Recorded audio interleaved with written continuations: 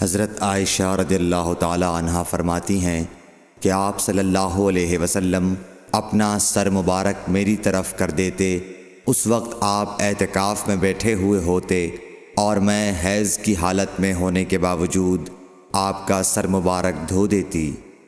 صحیح بخاری حدیث نمبر 301۔ حضرت عائشہ رضی اللہ تعالی عنہا نے فرمایا، ہم ازواج میں سے کوئی جب حائضہ ہوتی، اس حالت میں رسول اللہ صلی اللہ علیہ وسلم اگر مباشرت کا ارادہ کرتے، آپ ازار باندھنے کا حکم دے دیتے باوجود حیض کی زیادتی کے، پھر بدن سے بدن ملاتے۔ آپ نے کہا، تم میں ایسا کون ہے جو نبی کریم صلی اللہ علیہ وسلم کی طرح اپنی شہوت پر قابو رکھتا ہو؟ صحیح بخاری حدیث نمبر 302۔ نبی کریم صلی اللہ علیہ وسلم اپنی بیویوں میں سے کسی سے مباشرت کرنا چاہتے اور وہ حائضہ ہوتی تو آپ کے حکم سے وہ پہلے ازار باندھ لیتیں۔ صحیح بخاری حدیث نمبر 303۔ رسول کریم صلی اللہ علیہ وسلم عید الاضحیٰ یا عید الفطر میں عیدگاہ تشریف لے گئے۔ وہاں آپ عورتوں کے پاس سے گزرے اور فرمایا، اے عورتوں کی جماعت، صدقہ کرو، کیونکہ میں نے جہنم میں زیادہ تم ہی کو دیکھا ہے۔ انہوں نے کہا، یا رسول اللہ صلی اللہ علیہ وسلم، ایسا کیوں؟ آپ نے فرمایا کہ تم لعن طعن بہت کرتی ہو اور شوہر کی ناشکری کرتی ہو، باوجود عقل اور دین میں ناقص ہونے کے میں نے تم سے زیادہ کسی کو بھی ایک عقل مند اور تجربہ کار آدمی کو دیوانہ بنا دینے والا نہیں دیکھا۔ عورتوں نے عرض کی کہ ہمارے دین اور ہماری عقل میں نقصان کیا ہے یا رسول اللہ؟ آپ نے فرمایا، کیا عورت کی گواہی مرد کی گواہی سے نصف نہیں ہے؟ انہوں نے کہا، جی ہے۔ آپ نے فرمایا، بس یہی اس کی عقل کا نقصان ہے۔ پھر آپ نے پوچھا، کیا ایسا نہیں ہے کہ جب عورت حائضہ ہو تو نہ نماز پڑھ سکتی ہے نہ روزہ رکھ سکتی ہے؟ عورتوں نے کہا، ایسا ہی ہے۔ آپ نے فرمایا کہ یہی اس کے دین کا نقصان ہے۔ صحیح بخاری حدیث نمبر 304۔ حضرت عائشہ رضی اللہ تعالی عنہا نے فرمایا کہ ہم رسول اللہ صلی اللہ علیہ وسلم کے ساتھ حج کے لیے اس طرح نکلے کہ ہماری زبانوں پر حج کے علاوہ اور کوئی ذکر ہی نہ تھا۔ جب ہم مقام صرف پہنچے تو مجھے حیض آ گیا۔ اس غم سے میں رو رہی تھی کہ نبی صلی اللہ علیہ وسلم تشریف لائے۔ آپ نے پوچھا، کیوں رو رہی ہو؟ میں نے کہا، کاش میں اس سال حج کا ارادہ ہی نہ کرتی۔ آپ نے فرمایا، شاید تمہیں حیض آ گیا ہے۔ میں نے کہا، جی ہاں۔ آپ نے فرمایا، یہ چیز تو اللہ تعالیٰ نے آدم کی بیٹیوں کے لیے مقرر کر دی ہے، اس لیے تم جب تک پاک نہ ہو جاؤ طواف بیت اللہ کے علاوہ حاجیوں کی طرح تمام کام انجام دو۔ صحیح بخاری حدیث نمبر 305۔ فاطمہ ابی حبیش کی بیٹی نے رسول کریم صلی اللہ علیہ وسلم سے کہا کہ یا رسول اللہ صلی اللہ علیہ وسلم، میں تو پاک ہی نہیں ہوتی، تو کیا میں نماز بالکل چھوڑ دوں؟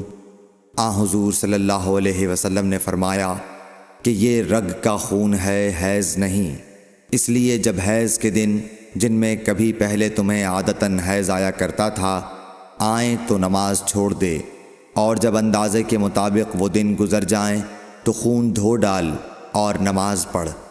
صحیح بخاری حدیث نمبر 306۔ ایک عورت نے رسول کریم صلی اللہ علیہ وسلم سے سوال کیا۔ اس نے پوچھا کہ یا رسول اللہ، آپ ایک ایسی عورت کے متعلق کیا فرماتے ہیں جس کے کپڑے پر حیض کا خون لگ گیا ہو؟ تو رسول اللہ صلی اللہ علیہ وسلم نے فرمایا کہ اگر کسی عورت کے کپڑے پر حیض کا خون لگ جائے تو چاہیے کہ اسے رگڑ ڈالے، اس کے بعد اسے پانی سے دھوئے، پھر اس کپڑے میں نماز پڑھ لے۔ صحیح بخاری حدیث نمبر 307۔ حضرت عائشہ رضی اللہ تعالی عنہا نے فرمایا کہ ہمیں حیض آتا تو کپڑے کو پاک کرتے وقت ہم خون کو مل دیتے، پھر اس جگہ کو دھو لیتی اور تمام کپڑے پر پانی بہا دیتی اور اسے پہن کر نماز پڑھتیں۔ صحیح بخاری حدیث نمبر 308۔ نبی کریم صلی اللہ علیہ وسلم کے ساتھ آپ کی بعض ازواج نے اعتکاف کیا، حالانکہ وہ مستحاضہ تھیں اور انہیں خون آتا تھا، اس لیے خون کی وجہ سے تشت اکثر اپنے نیچے رکھ لیتیں۔ اور اکرمہ نے کہا کہ عائشہ رضی اللہ تعالی عنہا نے قسم کا پانی دیکھا تو فرمایا، یہ تو ایسا ہی معلوم ہوتا ہے جیسے فلاں صاحبہ کو استحاضہ کا خون آتا تھا۔ صحیح بخاری حدیث نمبر 309۔ حضرت عائشہ رضی اللہ تعالی عنہا نے فرمایا کہ رسول اللہ صلی اللہ علیہ وسلم کے ساتھ آپ کی ازواج میں سے ایک نے اعتکاف کیا، وہ خون اور زردی نکلتے دیکھتیں، تشت ان کے نیچے ہوتا اور نماز ادا کرتی تھیں۔ صحیح بخاری حدیث نمبر 310۔ حضرت عائشہ رضی اللہ تعالی عنہا نے فرمایا کہ بعض امہات المومنین نے اعتکاف کیا حالانکہ وہ مستحاضہ تھیں۔ صحیح بخاری حدیث نمبر 311۔ عبداللہ بن ابی نجیح نے مجاہد سے کہا کہ حضرت عائشہ رضی اللہ تعالی عنہا نے فرمایا کہ ہمارے پاس صرف ایک کپڑا ہوتا تھا جسے ہم حیض کے وقت پہنتی تھیں، جب اس میں خون لگ جاتا تو اس پر تھوک ڈال لیتیں اور پھر اسے ناخنوں سے مسل دیتیں۔ صحیح بخاری حدیث نمبر 312۔ ہم سے عبداللہ بن عبد الوہاب نے بیان کیا، انہوں نے کہا ہم سے حماد بن زیب نے ایوب سختیانی سے، انہوں نے حفصہ سے، وہ ام عطیہ سے، آپ نے فرمایا کہ ہمیں کسی میت پر 3 دن سے زیادہ سوگ کرنے سے منع کیا جاتا تھا، لیکن شوہر کی موت پر 4 مہینے 10 دن کے سوگ کا حکم تھا۔ ان دنوں میں ہم نہ سرما لگاتی، نہ خوشبو، اور عصب یمن کی بنی ہوئی ایک چادر جو رنگین بھی ہوتی تھی کے علاوہ کوئی رنگین کپڑا ہم استعمال نہیں کرتی تھیں، اور ہمیں عدت کے دنوں میں حیض کے غسل کے بعد قصد اظفار استعمال کرنے کی اجازت تھی، اور ہمیں جنازے کے پیچھے چلنے سے منع کیا جاتا تھا۔ اس حدیث کو حشام بن حسان نے حفصہ سے، انہوں نے ام عطیہ سے، انہوں نے نبی کریم صلی اللہ علیہ وسلم سے روایت کیا ہے۔ صحیح بخاری حدیث نمبر 313۔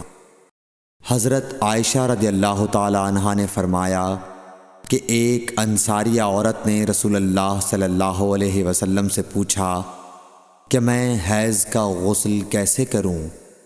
آپ نے فرمایا کہ مشک میں بسا ہوا کپڑا لے کر اس سے پاکی حاصل کر۔ اس نے پوچھا اس سے کس طرح پاکی حاصل کروں؟ آپ نے فرمایا اس سے پاکی حاصل کر۔ اس نے دوبارہ پوچھا کہ کس طرح؟ آپ نے فرمایا سبحان اللہ، پاکی حاصل کر۔ پھر میں نے اسے اپنی طرف کھینچ لیا اور کہا کہ اسے خون لگی ہوئی جگہوں پر پھیر لیا کر۔ صحیح بخاری حدیث نمبر 314۔ حضرت عائشہ رضی اللہ تعالی عنہا نے بیان کیا کہ انصاریہ عورت نے رسول اللہ صلی اللہ علیہ وسلم سے پوچھا کہ میں حیض کا غسل کیسے کروں؟ آپ نے فرمایا کہ ایک مشک میں بسا ہوا کپڑا لے اور پاکی حاصل کر۔ یہ آپ نے 3 دفعہ فرمایا۔ پھر حضور صلی اللہ علیہ وسلم شرمائے اور آپ نے اپنا چہرہ مبارک پھیر لیا، یا فرمایا کہ اس سے پاکی حاصل کر۔ پھر میں نے انہیں پکڑ کر کھینچ لیا اور نبی کریم صلی اللہ علیہ وسلم جو بات کہنا چاہتے تھے وہ میں نے اسے سمجھائی۔ صحیح بخاری حدیث نمبر 315۔ حضرت عائشہ رضی اللہ تعالی عنہا نے بتلایا کہ میں نے نبی کریم صلی اللہ علیہ وسلم کے ساتھ حجۃ الوداع کیا۔ میں تمتع کرنے والوں میں تھی اور ہدی یعنی قربانی کا جانور اپنے ساتھ نہیں لے گئی تھی۔ حضرت عائشہ رضی اللہ تعالی عنہا نے اپنے متعلق بتایا کہ پھر وہ حائضہ ہو گئیں اور عرفہ کی رات آ گئی اور ابھی تک وہ پاک نہیں ہوئی تھیں، اس لیے انہوں نے رسول اللہ صلی اللہ علیہ وسلم سے کہا کہ حضور آج عرفہ کی رات ہے اور میں عمرے کی نیت کر چکی تھی، رسول اللہ صلی اللہ علیہ وسلم نے فرمایا کہ اپنے سر کو کھول ڈال اور کنگاہ کر اور عمرے کو چھوڑ دے۔ میں نے ایسا ہی کیا، پھر میں نے حج پورا کر لیا اور لیلۃ الحصبہ میں عبد الرحمن بن ابو بکر کو حضور صلی اللہ علیہ وسلم نے حکم دیا وہ مجھے اس عمرے کے بدلے میں جس کی نیت میں نے کی تھی تنعیم سے دوسرا عمرہ کرا لائے۔ صحیح بخاری حدیث نمبر 316۔ حضرت عائشہ رضی اللہ تعالی عنہا نے فرمایا ہم ذی الحجہ کا چاند دیکھتے ہی نکلے۔ رسول کریم صلی اللہ علیہ وسلم نے فرمایا کہ جس کا دل چاہے تو اسے عمرے کا احرام باندھ لینا چاہیے، کیونکہ اگر میں ہدی ساتھ نہ لاتا تو میں بھی عمرے کا احرام باندھتا۔ اس پر بعض صحابہ نے عمرے کا احرام باندھا اور بعض نے حج کا۔ میں بھی ان لوگوں میں سے تھی جنہوں نے عمرے کا احرام باندھا تھا، مگر عرفہ کا دن آ گیا اور میں حیض کی حالت میں تھی۔ میں نے نبی کریم صلی اللہ علیہ وسلم سے اس کے متعلق شکایت کی تو آپ نے فرمایا کہ عمرہ چھوڑ اور اپنا سر کھول اور کنگاہ کر اور حج کا احرام باندھ لے۔ میں نے ایسا ہی کیا، یہاں تک کہ جب حصبہ کی رات آئی تو رسول اللہ صلی اللہ علیہ وسلم نے میرے ساتھ میرے بھائی عبد الرحمن بن ابی بکر کو بھیجا۔ میں تنعیم گئی اور وہاں سے اپنے عمرے کے بدلے دوسرے عمرے کا احرام باندھا۔ ہشام نے کہا کہ ان میں سے کسی بات کی وجہ سے بھی نہ ہدی واجب ہوئی اور نہ روزہ اور نہ صدقہ۔ تنعیم حد حرم سے قریب 3 میل دور ایک مقام کا نام ہے۔ صحیح بخاری حدیث نمبر 317۔ حضرت انس بن مالک رضی اللہ تعالیٰ عنہ سے روایت ہے نبی کریم صلی اللہ علیہ وسلم نے فرمایا کہ رحم مادر میں اللہ تعالیٰ نے ایک فرشتہ مقرر کیا ہے، وہ کہتا ہے اے رب اب یہ نطفہ ہے، اے رب اب یہ علقہ ہو گیا ہے، اے رب اب یہ مضغہ ہو گیا ہے۔ پھر جب خدا چاہتا ہے کہ اس کی خلقت پوری کرے تو کہتا ہے کہ مذکر یا مؤنث، بدبخت یا نیک بخت، روزی کتنی مقدر ہے اور عمر کتنی۔ پس ماں کے پیٹ ہی میں یہ تمام باتیں فرشتہ لکھ دیتا ہے۔ صحیح بخاری حدیث نمبر 318۔ حضرت عائشہ رضی اللہ تعالی عنہا فرماتی ہیں کہ ہم نبی کریم صلی اللہ علیہ وسلم کے ساتھ حجۃ الوداع کے سفر میں نکلے۔ ہم میں سے بعض نے عمرے کا احرام باندھا اور بعض نے حج کا۔ پھر ہم مکہ آئے اور حضرت صلی اللہ علیہ وسلم نے فرمایا کہ جس نے عمرے کا احرام باندھا ہو اور ہدی ساتھ نہ لایا ہو تو وہ حلال ہو جائے، اور جس نے عمرے کا احرام باندھا ہو اور وہ ہدی بھی ساتھ لایا ہو تو وہ ہدی کی قربانی سے پہلے حلال نہ ہوگا، اور جس نے حج کا احرام باندھا ہو تو اسے حج پورا کرنا چاہیے۔ عائشہ نے کہا کہ میں حائضہ ہو گئی اور عرفہ کا دن آ گیا، میں نے صرف عمرے کا احرام باندھا تھا۔ مجھے نبی کریم صلی اللہ علیہ وسلم نے حکم دیا کہ میں اپنا سر کھول لوں، کنگاہ کر لوں اور حج کا احرام باندھ لوں اور عمرہ چھوڑ دوں۔ میں نے ایسا ہی کیا اور اپنا حج پورا کر لیا۔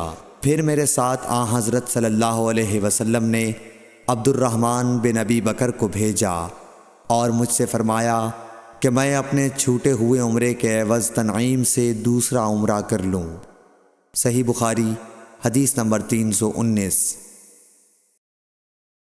عبداللہ بن محمد مسندی نے بیان کیا، کہا ہم سے سفیان بن عینیہ نے ہشام بن عروہ سے، وہ اپنے باپ سے، وہ حضرت عائشہ رضی اللہ تعالی عنہا سے کہ فاطمہ بنت ابی حبیش کو استحاضہ کا خون آیا کرتا تھا، تو انہوں نے نبی کریم صلی اللہ علیہ وسلم سے اس کے متعلق پوچھا۔ آپ نے فرمایا کہ یہ رگ کا خون ہے اور حیض نہیں ہے، اس لیے جب حیض کے دن آئیں تو نماز چھوڑ دیا کر، اور جب حیض کے دن گزر جائیں تو غسل کر کے نماز پڑھ لیا کر۔ صحیح بخاری حدیث نمبر 320۔ معاذہ بنت عبداللہ نے کہا کہ ایک عورت نے عائشہ رضی اللہ تعالی عنہا سے پوچھا کہ جس زمانے میں ہم پاک رہتے ہیں حیض سے، کیا ہمارے لیے اسی زمانے کی نماز کافی ہے؟ اس پر عائشہ رضی اللہ تعالی عنہا نے فرمایا کہ کیا تم حروریہ ہو؟ ہم نبی کریم صلی اللہ علیہ وسلم کے زمانے میں حائضہ ہوتی تھیں اور آپ ہمیں نماز کا حکم نہیں دیتے تھے، یا حضرت عائشہ رضی اللہ تعالی عنہا نے یہ فرمایا کہ ہم نماز نہیں پڑھتی تھیں۔ صحیح بخاری حدیث نمبر 321۔ زینب بنت ابی سلمہ سے روایت ہے، انہوں نے بیان کیا کہ ام سلمہ رضی اللہ عنہا نے فرمایا کہ میں نبی کریم صلی اللہ علیہ وسلم کے ساتھ چادر میں لیٹی ہوئی تھی کہ مجھے حیض آ گیا، اس لیے میں چپکے سے نکل آئی اور اپنے حیض کے کپڑے پہن لیے۔ رسول کریم صلی اللہ علیہ وسلم نے فرمایا، کیا تمہیں حیض آ گیا ہے؟ میں نے کہا جی ہاں۔ پھر مجھے آپ نے بلا لیا اور اپنے ساتھ چادر میں داخل کر لیا۔ زینب نے کہا کہ مجھ سے ام سلمہ نے بیان کیا کہ نبی کریم صلی اللہ علیہ وسلم روزے سے ہوتے اور اسی حالت میں ان کا بوسہ لیتے، اور میں نے اور نبی کریم صلی اللہ علیہ وسلم نے ایک ہی برتن میں جنابت کا غسل کیا۔ صحیح بخاری حدیث نمبر 322۔ زینب بنت ابی سلمہ سے روایت ہے کہ ام سلمہ نے بتلایا کہ میں نبی کریم صلی اللہ علیہ وسلم کے ساتھ ایک چادر میں لیٹی ہوئی تھی کہ مجھے حیض آ گیا۔ میں چپکے سے چلی گئی اور حیض کے کپڑے بدل لیے۔ آپ نے پوچھا، کیا تجھ کو حیض آ گیا ہے؟ میں نے کہا جی ہاں۔ پھر مجھے آپ نے بلا لیا اور میں آپ کے ساتھ چادر میں لیٹ گئی۔ صحیح بخاری حدیث نمبر 323۔ حفصہ بنت سیرین نے فرمایا کہ ہم اپنی کنواری جوان بچیوں کو عیدگاہ جانے سے روکتی تھیں۔ پھر ایک عورت آئی اور بنی خلف کے محل میں اتری، اور انہوں نے اپنی بہن ام عطیہ کے حوالے سے بیان کیا، جن کے شوہر نبی اکرم صلی اللہ علیہ وسلم کے ساتھ 12 لڑائیوں میں شریک ہوئے تھے، اور خود ان کی اپنی بہن اپنے شوہر کے ساتھ 6 جنگوں میں گئی تھیں۔ انہوں نے بیان کیا کہ ہم زخمیوں کی مرہم پٹی کیا کرتی تھیں اور مریضوں کی خبرگیری بھی کرتی تھیں۔ میری بہن نے ایک مرتبہ نبی اکرم صلی اللہ علیہ وسلم سے پوچھا کہ اگر ہم میں سے کسی کے پاس چادر نہ ہو تو کیا اس کے لیے اس میں کوئی حرج ہے کہ وہ نماز عید کے لیے باہر نہ نکلے؟ آپ نے فرمایا، اس کی ساتھی عورت کو چاہیے کہ اپنی چادر کا کچھ حصہ اسے بھی اوڑھا دے، پھر وہ خیر کے مواقع پر اور مسلمانوں کی دعاؤں میں شریک ہوں، یعنی عیدگاہ جائیں۔ پھر جب ام عطیہ آئیں تو میں نے ان سے بھی یہی سوال کیا۔ انہوں نے فرمایا، میرا باپ آپ پر فدا ہو، ہاں آپ نے یہ فرمایا تھا۔ اور ام عطیہ جب بھی حضرت صلی اللہ علیہ وسلم کا ذکر کرتیں تو یہ ضرور فرماتیں کہ میرا باپ آپ پر فدا ہو۔ انہوں نے کہا، میں نے آپ کو یہ کہتے ہوئے سنا کہ جوان لڑکیاں، پردے والیاں اور حائضہ عورتیں بھی باہر نکلیں اور مواقع خیر میں اور مسلمانوں کی دعاؤں میں شریک ہوں، اور حائضہ عورت جائے نماز سے دور رہے۔ حفصہ کہتی ہیں، میں نے پوچھا، کیا حائضہ بھی؟ انہوں نے فرمایا، کیا وہ عرفات میں فلاں فلاں جگہ نہیں جاتی؟ یعنی جب وہ ان جملہ مقدس مقامات میں جاتی ہیں تو پھر عیدگاہ میں کیوں نہ جائیں؟ صحیح بخاری حدیث نمبر 324۔ حشام بن عروہ نے کہا کہ مجھے میرے والد نے حضرت عائشہ رضی اللہ تعالی عنہا کے واسطے سے خبر دی کہ فاطمہ بنت ابی حبیش رضی اللہ عنہا نے نبی صلی اللہ علیہ وسلم سے پوچھا کہ مجھے استحاضہ کا خون آتا ہے اور میں پاک نہیں ہو پاتی، تو کیا میں نماز چھوڑ دیا کروں؟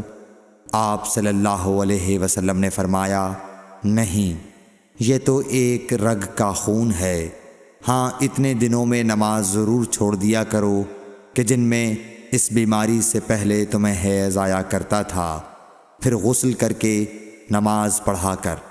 صحیح بخاری حدیث نمبر 325۔ محمد بن سیرین نے بیان کیا، وہ ام عطیہ سے آپ نے فرمایا کہ ہم زرد اور مٹیالے رنگ کو کوئی اہمیت نہیں دیتی تھیں۔ صحیح بخاری حدیث نمبر 326۔ حضرت عائشہ رضی اللہ تعالی عنہا سے، جو حضرت صلی اللہ علیہ وسلم کی بیوی ہیں، روایت ہے کہ ام حبیبہ 7 سال تک مستحاضہ رہیں۔ انہوں نے نبی کریم صلی اللہ علیہ وسلم سے اس کے بارے میں پوچھا تو آپ صلی اللہ علیہ وسلم نے انہیں غسل کرنے کا حکم دیا اور فرمایا کہ یہ رگ کی وجہ سے بیماری ہے۔ پس ام حبیبہ ہر نماز کے لیے غسل کرتی تھیں۔ صحیح بخاری حدیث نمبر 327۔ حضرت عائشہ رضی اللہ تعالی عنہا سے روایت ہے کہ انہوں نے رسول کریم صلی اللہ علیہ وسلم سے کہا کہ حضور، صفیہ بنت حی کو حج میں حیض آ گیا۔ رسول اللہ صلی اللہ علیہ وسلم نے فرمایا، شاید کہ وہ ہمیں روکیں گی، کیا انہوں نے تمہارے ساتھ طواف زیارت نہیں کیا؟ عورتوں نے جواب دیا کہ کر لیا ہے۔ آپ نے اس پر فرمایا کہ پھر نکلو۔ صحیح بخاری حدیث نمبر 328۔ حضرت عائشہ رضی اللہ تعالی عنہا فرماتی ہیں کہ نبی کریم صلی اللہ علیہ وسلم نے فرمایا کہ جب حیض کا زمانہ آئے تو نماز چھوڑ دے، اور جب یہ زمانہ گزر جائے تو خون کو دھو اور نماز پڑھ۔ صحیح بخاری حدیث نمبر 331۔ سمرہ بنت جندب سے روایت ہے کہ ایک عورت ام کعب زچگی میں مر گئی تو حضور صلی اللہ علیہ وسلم نے ان کی نماز جنازہ پڑھی۔ اس وقت آپ ان کے جسم کے وسط میں کھڑے ہوئے۔ صحیح بخاری حدیث نمبر 332۔ عبداللہ بن شداد نے کہا کہ میں نے اپنی خالہ میمونہ رضی اللہ تعالی عنہا سے، جو نبی کریم صلی اللہ علیہ وسلم کی زوجہ مطہرہ تھیں، سنا کہ میں حائضہ ہوتی تو نماز نہیں پڑھتی تھی، اور یہ کہ آپ رسول اللہ صلی اللہ علیہ وسلم کے گھر میں نماز پڑھنے کی جگہ کے قریب لیٹی ہوتی تھیں، اور یہ کہ آپ رسول اللہ صلی اللہ علیہ وسلم کے گھر میں نماز پڑھنے کی جگہ کے قریب لیٹی ہوتی تھیں۔ آپ نماز اپنی چٹائی پر پڑھتے، جب آپ سجدہ کرتے تو آپ کے کپڑے کا کوئی حصہ مجھ سے لگ جاتا تھا۔ صحیح بخاری حدیث نمبر 333۔ حضرت عائشہ رضی اللہ تعالی عنہا نے بتلایا کہ ہم رسول اللہ صلی اللہ علیہ وسلم کے ساتھ بعض سفر غزوہ بنو المصطلق میں تھے۔ جب ہم مقام بیدا یا ذات الجیش پر پہنچے تو میرا ایک ہار کھو گیا۔ رسول اللہ صلی اللہ علیہ وسلم اس کی تلاش میں وہیں ٹھہر گئے، اور لوگ بھی آپ کے ساتھ ٹھہر گئے، لیکن وہاں پانی کہیں قریب میں نہ تھا۔ لوگ حضرت ابو بکر صدیق رضی اللہ تعالیٰ عنہ کے پاس آئے اور کہا، حضرت عائشہ رضی اللہ تعالیٰ عنہ نے کیا کام کیا کہ رسول اللہ صلی اللہ علیہ وسلم اور تمام لوگوں کو ٹھہرا دیا ہے، اور پانی بھی کہیں قریب میں نہیں ہے، اور نہ لوگوں ہی کے ساتھ ہے۔ پھر ابو بکر صدیق رضی اللہ تعالیٰ عنہ تشریف لائے۔ رسول اللہ صلی اللہ علیہ وسلم اپنا سر مبارک میری ران پر رکھے ہوئے سو رہے تھے۔ فرمانے لگے کہ تم نے رسول اللہ صلی اللہ علیہ وسلم اور تمام لوگوں کو روک لیا، حالانکہ قریب میں کہیں پانی بھی نہیں ہے اور نہ لوگوں کے پاس ہے۔ حضرت عائشہ رضی اللہ تعالیٰ عنہ کہتی ہیں کہ والد ماجد رضی اللہ تعالیٰ عنہ مجھ پر خفا ہوئے، اور اللہ نے جو چاہا انہوں نے مجھے کہا، اور اپنے ہاتھ سے میری کوکھ میں کچوکے لگائے۔ رسول اللہ صلی اللہ علیہ وسلم کا سر مبارک میری ران پر تھا، اس وجہ سے میں حرکت بھی نہیں کر سکتی تھی۔ رسول اللہ صلی اللہ علیہ وسلم جب صبح کے وقت اٹھے تو پانی کا پتہ تک نہ تھا، پس اللہ تعالیٰ نے تیمم کی آیت اتاری اور لوگوں نے تیمم کیا۔ اس پر اسید بن حضیر رضی اللہ تعالیٰ عنہ نے کہا کہ اے آل ابی بکر، یہ تمہاری کوئی پہلی برکت نہیں ہے۔ عائشہ رضی اللہ تعالیٰ عنہ نے فرمایا، پھر ہم نے اس اونٹ کو ہٹایا جس پر میں سوار تھی تو ہار اسی کے نیچے مل گیا۔ صحیح بخاری حدیث نمبر 334۔ جابر بن عبداللہ نے خبر دی کہ نبی صلی اللہ علیہ وسلم نے فرمایا، مجھے 5 چیزیں ایسی دی گئی ہیں جو مجھ سے پہلے کسی کو نہیں دی گئی تھیں۔ 1 مہینے کی مسافت سے رعب کے ذریعے میری مدد کی گئی ہے، اور تمام زمین میرے لیے سجدہ گاہ اور پاکی کے لائق بنائی گئی۔ پس میری امت کا جو انسان نماز کے وقت کو جہاں بھی پالے اسے وہاں ہی نماز ادا کر لینی چاہیے، اور میرے لیے غنیمت کا مال حلال کیا گیا ہے، مجھ سے پہلے یہ کسی کے لیے بھی حلال نہ تھا، اور مجھے شفاعت عطا کی گئی، اور تمام انبیاء اپنی اپنی قوم کے لیے مبعوث ہوتے تھے، لیکن میں تمام انسانوں کے لیے عام طور پر نبی بنا کر بھیجا گیا ہوں۔ صحیح بخاری حدیث نمبر 335۔ حشام بن عروہ نے اپنے والد سے روایت کیا، وہ حضرت عائشہ رضی اللہ تعالی عنہ سے، کہ انہوں نے حضرت اسماء سے ہار مانگ کر پہن لیا تھا، وہ گم ہو گیا۔ رسول اللہ صلی اللہ علیہ وسلم نے ایک آدمی کو اس کی تلاش کے لیے بھیجا، جسے وہ مل گیا۔ پھر نماز کا وقت آ پہنچا اور لوگوں کے پاس جو ہار کی تلاش میں گئے تھے پانی نہیں تھا۔ لوگوں نے نماز پڑھ لی اور رسول اللہ صلی اللہ علیہ وسلم سے اس کے متعلق شکایت کی۔ پس خداوند تعالیٰ نے تیمم کی آیت اتاری، جسے سن کر اسید بن حضیر نے حضرت عائشہ رضی اللہ تعالی عنہ سے کہا، آپ کو اللہ بہترین بدلہ دے، واللہ جب بھی آپ کے ساتھ کوئی ایسی بات پیش آئی جس سے آپ کو تکلیف ہوئی تو اللہ تعالیٰ نے آپ کے لیے اور تمام مسلمانوں کے لیے اس میں خیر پیدا فرما دی۔ صحیح بخاری حدیث نمبر 336۔ ابن عباس رضی اللہ تعالیٰ عنہ کے غلام عمیر بن عبداللہ نے کہا کہ میں اور عبداللہ بن یسار، جو کہ حضرت میمونہ رضی اللہ تعالیٰ عنہا زوجہ نبی کریم صلی اللہ علیہ وسلم کے غلام تھے، ابو جہیم بن حارث بن سما انصاری صحابی کے پاس آئے۔ انہوں نے بیان کیا کہ نبی کریم صلی اللہ علیہ وسلم بار جمل کی طرف سے تشریف لا رہے تھے۔ راستے میں ایک شخص نے آپ کو سلام کیا، یعنی خود اسی ابو جہیم نے، لیکن آپ نے جواب نہیں دیا۔ پھر آپ دیوار کے قریب آئے اور اپنے چہرے اور ہاتھوں کا مسح کیا، پھر ان کے سلام کا جواب دیا۔ صحیح بخاری حدیث نمبر 337۔ ایک شخص عمر بن خطاب کے پاس آیا اور عرض کی کہ مجھے غسل کی حاجت ہو گئی اور پانی نہیں ملا، تو میں اب کیا کروں؟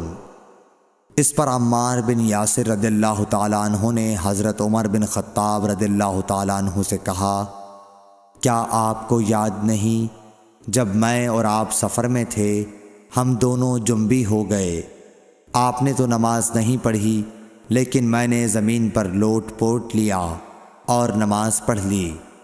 پھر میں نے نبی کریم صلی اللہ علیہ وسلم سے اس کا ذکر کیا تو آپ نے فرمایا کہ تجھے بس اتنا ہی کافی تھا، اور آپ نے اپنے دونوں ہاتھ زمین پر مارے، پھر انہیں پھونکا اور دونوں سے چہرے اور پونچھوں کا مسح کیا۔ صحیح بخاری حدیث نمبر 338۔ عمار بن یاسر نے یہ واقعہ بیان کیا جو پہلے گزر چکا، اور شعبہ نے اپنے ہاتھوں کو زمین پر مارا، پھر انہیں اپنے منہ کے قریب کر لیا اور پھونکا، پھر ان سے اپنے چہرے اور پونچھوں کا مسح کیا۔ اور نضر بن شمیل نے بیان کیا کہ مجھے شعبہ نے خبر دی حکم سے کہ میں نے زر بن عبداللہ سے سنا، وہ سعید بن عبد الرحمن بن ابزہ کے حوالے سے حدیث روایت کرتے تھے۔ حکم نے کہا کہ میں نے یہ حدیث ابن عبد الرحمن بن ابزہ سے سنی، وہ اپنے والد کے حوالے سے بیان کرتے تھے کہ عمار نے کہا جو پہلے مذکور ہوا۔ صحیح بخاری حدیث نمبر 339۔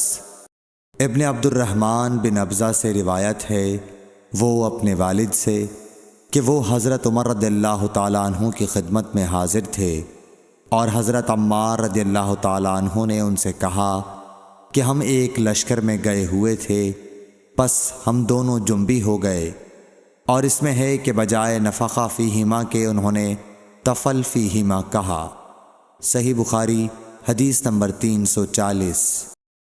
حضرت عمار رضی اللہ تعالیٰ عنہ نے عمر رضی اللہ تعالیٰ عنہ سے کہا کہ میں تو زمین میں لوٹ پوٹ ہو گیا۔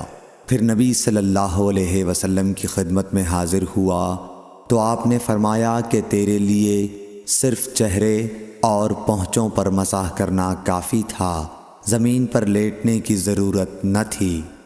صحیح بخاری حدیث نمبر 341۔ عبد الرحمن بن ابزہ نے کہا کہ میں حضرت عمر رضی اللہ تعالیٰ عنہ کی خدمت میں موجود تھا کہ عمار رضی اللہ تعالیٰ عنہ نے ان سے کہا، پھر انہوں نے پوری حدیث بیان کی۔ صحیح بخاری حدیث نمبر 342۔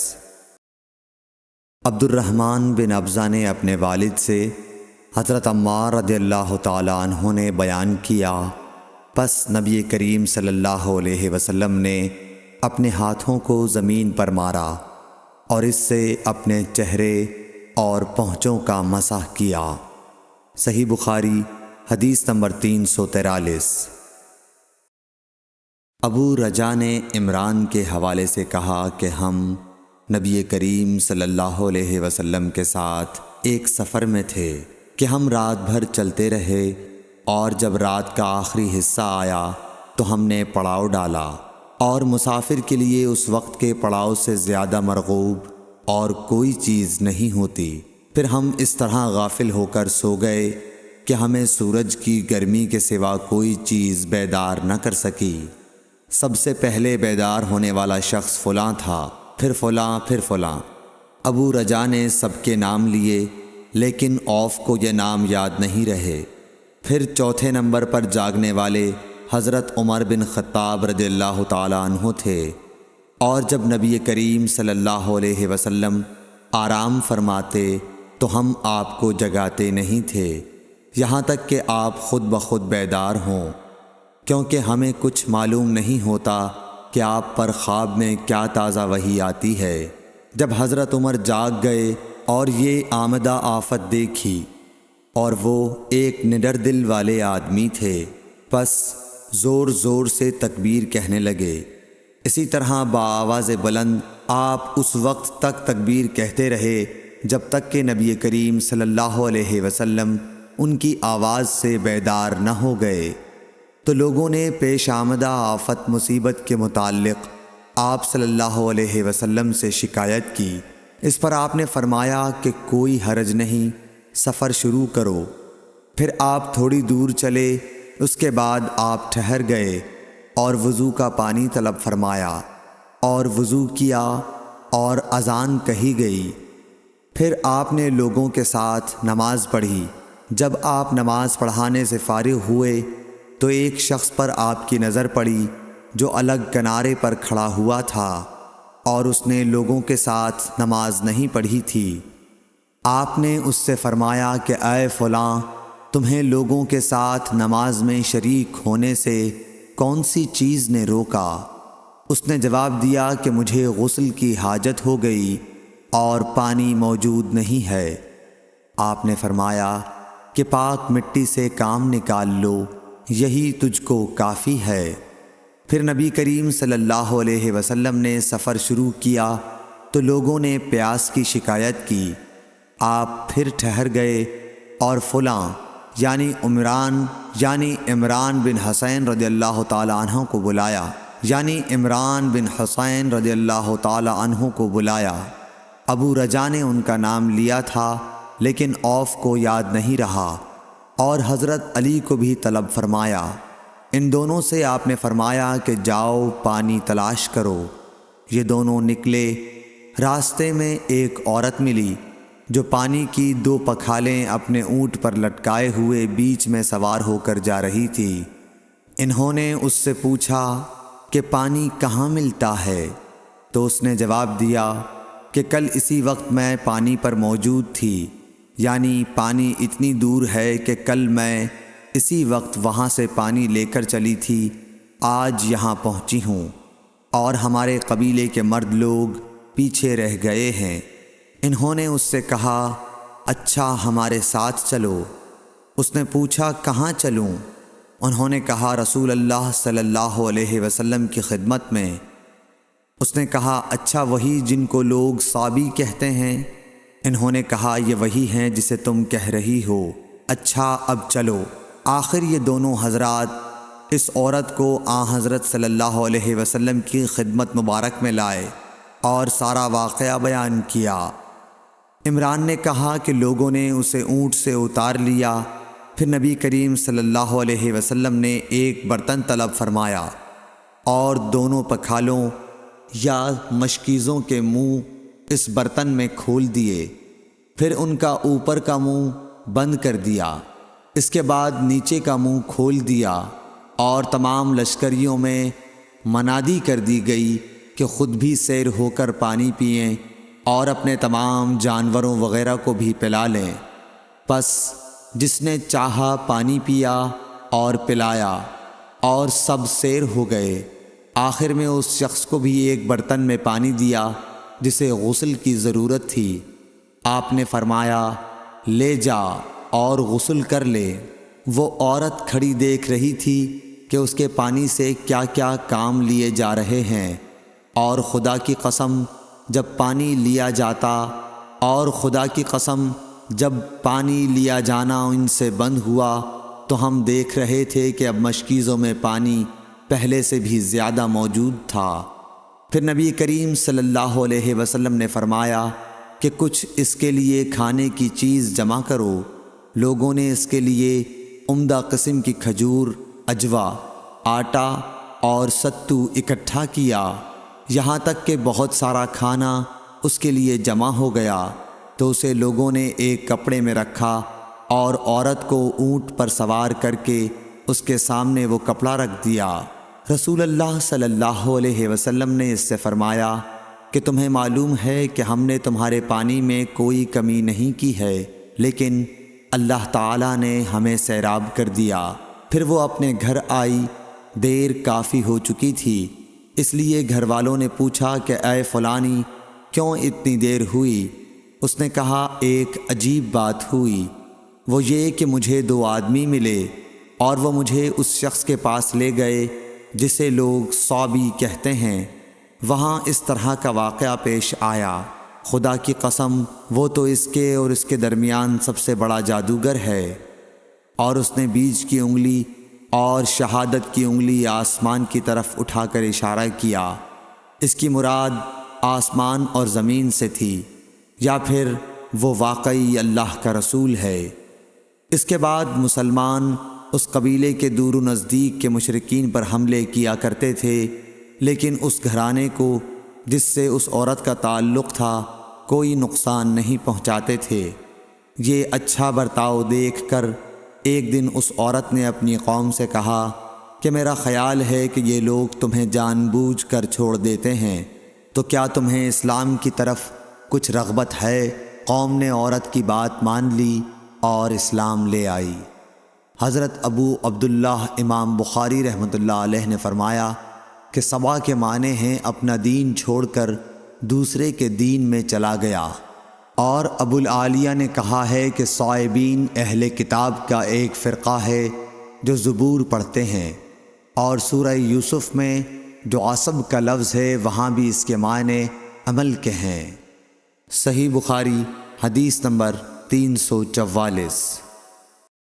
ابو موسیٰ نے عبداللہ بن مسعود سے کہا کہ اگر غسل کی حاجت ہو اور پانی نہ ملے تو کیا نماز نہ پڑھی جائے؟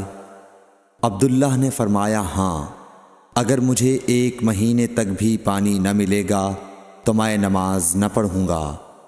اگر اس میں لوگوں کو اجازت دے دی جائے تو سردی معلوم کر کے بھی لوگ تیمم سے نماز پڑھ لیں گے۔ ابو موسیٰ کہتے ہیں کہ میں نے کہا کہ پھر حضرت عمر رضی اللہ تعالیٰ عنہ کے سامنے حضرت عمار رضی اللہ تعالیٰ عنہ کے قول کا کیا جواب ہوگا؟ بولے کہ مجھے تو نہیں معلوم ہے کہ عمر رضی اللہ تعالیٰ عنہ عمار رضی اللہ تعالیٰ عنہ کی بات سے مطمئن ہو گئے تھے۔ صحیح بخاری حدیث نمبر 345۔ ابو موسیٰ نے پوچھا کہ ابو عبد الرحمن، آپ کا کیا خیال ہے کہ اگر کسی کو غسل کی حاجت ہو اور پانی نہ ملے تو وہ کیا کرے؟ عبداللہ نے فرمایا کہ اسے نماز نہ پڑھنی چاہیے جب تک اسے پانی نہ مل جائے۔ ابو موسیٰ نے کہا کہ پھر عمار کی اس روایت کا کیا ہوگا جبکہ نبی کریم صلی اللہ علیہ وسلم نے ان سے کہا تھا کہ تمہیں صرف ہاتھ اور منہ کا تیمم کافی تھا۔ ابن مسعود نے فرمایا کہ تم عمر کو نہیں دیکھتے کہ وہ عمار کی اس بات پر مطمئن نہیں ہوئے تھے۔ پھر ابو موسیٰ نے کہا کہ اچھا، عمار کی بات کو چھوڑو، لیکن اس آیت کا کیا جواب دو گے جس میں جنابت میں تیمم کرنے کی واضح اجازت موجود ہے؟ عبداللہ بن مسعود اس کا کوئی جواب نہ دے سکے، صرف یہ کہا کہ اگر ہم اس کی بھی لوگوں کو اجازت دے دیں تو ان کا حال یہ ہو جائے گا کہ اگر کسی کو پانی ٹھنڈا معلوم ہوا تو اسے چھوڑ دیا کرے گا اور تیمم کر لیا کرے گا۔ اعمش کہتے ہیں کہ میں نے شفیق سے کہا کہ گویا عبداللہ نے اس وجہ سے یہ صورت ناپسند کی تھی، تو انہوں نے جواب دیا کہ ہاں۔ صحیح بخاری حدیث نمبر 346۔ حضرت ابو موسیٰ رضی اللہ تعالی عنہ نے حضرت عبداللہ بن مسعود سے کہا کہ اگر ایک شخص کو غسل کی حاجت ہو اور مہینہ بھر پانی نہ پائے تو کیا وہ تیمم کر کے نماز نہ پڑھے؟ شفیق کہتے ہیں کہ حضرت عبداللہ بن مسعود نے جواب دیا کہ وہ تیمم نہ کرے اگرچہ وہ 1 مہینے تک پانی نہ پائے اور نماز موقوف رکھے۔ ابو موسیٰ نے اس پر کہا کہ پھر سورہ مائدہ کی اس آیت کا کیا مطلب ہوگا؟ اگر تم پانی نہ پاؤ تو پاک مٹی پر تیمم کر لو۔ حضرت عبداللہ بن مسعود بولے کہ اگر لوگوں کو اس کی اجازت دے دی جائے تو جلد ہی یہ حال ہو جائے گا کہ جب ان کو پانی ٹھنڈا معلوم ہوگا تو وہ مٹی سے تیمم ہی کر لیں گے۔ اعمش نے کہا میں نے شفیق سے کہا تو تم نے جنبی کے لیے تیمم اس لیے برا جانا؟ انہوں نے کہا ہاں۔ پھر حضرت ابو موسیٰ اشعری رضی اللہ تعالیٰ عنہ نے فرمایا کہ کیا آپ کو حضرت عمار کا حضرت عمر بن خطاب رضی اللہ تعالیٰ عنہ کے سامنے یہ قول معلوم نہیں کہ مجھے رسول اللہ صلی اللہ علیہ وسلم نے کسی کام کے لیے بھیجا تھا، سفر میں مجھے غسل کی ضرورت ہو گئی لیکن پانی نہیں ملا، اس لیے میں مٹی میں جانور کی طرح لوٹ پوٹ لیا۔ پھر میں نے رسول اللہ صلی اللہ علیہ وسلم سے اس کا ذکر کیا تو آپ نے فرمایا کہ تمہارے لیے صرف اتنا کرنا کافی تھا، اور آپ نے اپنے ہاتھوں کو زمین پر 1 مرتبہ مارا، پھر ان کو جھاڑ کر بائیں ہاتھ سے داہنے کی پشت کو مل لیا یا بائیں ہاتھ کا داہنے ہاتھ سے مسح کیا، پھر دونوں ہاتھوں سے چہرے کا مسح کیا۔ عبداللہ نے اس کا جواب دیا کہ آپ عمر کو نہیں دیکھتے کہ انہوں نے عمار کی بات پر قناعت نہیں کی تھی؟ اور یعلی بن عبید نے اعمش کے واسطے سے شفیق سے روایت میں یہ زیادتی کی ہے کہ انہوں نے کہا کہ میں عبداللہ اور ابو موسیٰ کی خدمت میں تھا، اور ابو موسیٰ نے فرمایا تھا کہ آپ نے عمر سے عمار کا یہ قول نہیں سنا کہ رسول اللہ صلی اللہ علیہ وسلم نے مجھے اور آپ کو بھیجا، پس مجھے غسل کی حاجت ہو گئی اور میں مٹی میں لوٹ پوٹ لیا، پھر میں رات رسول اللہ صلی اللہ علیہ وسلم کی خدمت میں حاضر ہوا اور آپ سے صورتحال کے متعلق ذکر کیا تو آپ نے فرمایا کہ تمہیں صرف اتنا ہی کافی تھا، اور آپ نے چہرے اور ہتھیلیوں کا ایک ہی مرتبہ مسح کیا۔ صحیح بخاری حدیث نمبر 347۔ عمران بن حسین خزائی سے روایت ہے کہ رسول اللہ صلی اللہ علیہ وسلم نے ایک آدمی کو دیکھا کہ الگ کھڑا ہوا ہے اور لوگوں کے ساتھ نماز میں شریک نہیں ہو رہا ہے۔ آپ نے فرمایا کہ اے فلاں، تمہیں لوگوں کے ساتھ نماز پڑھنے سے کس چیز نے روک دیا؟ اس نے عرض کی، یا رسول اللہ، مجھے غسل کی ضرورت ہو گئی اور پانی نہیں ہے۔ آپ نے فرمایا، پھر تم کو پاک مٹی سے تیمم کرنا ضروری تھا، پس وہ تمہارے لیے کافی ہوتا۔ صحیح بخاری حدیث نمبر 348۔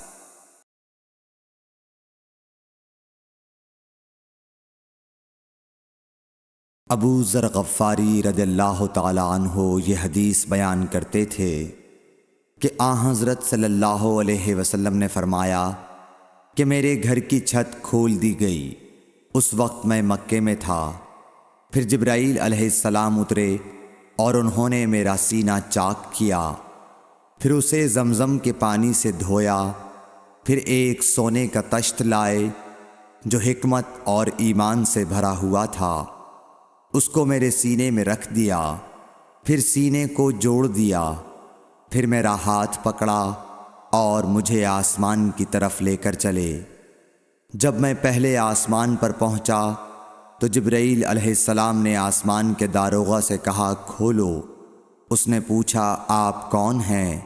جواب دیا کہ جبرائیل۔ پھر انہوں نے پوچھا، کیا آپ کے ساتھ کوئی اور بھی ہے؟ جواب دیا، ہاں، میرے ساتھ محمد صلی اللہ علیہ وسلم ہے۔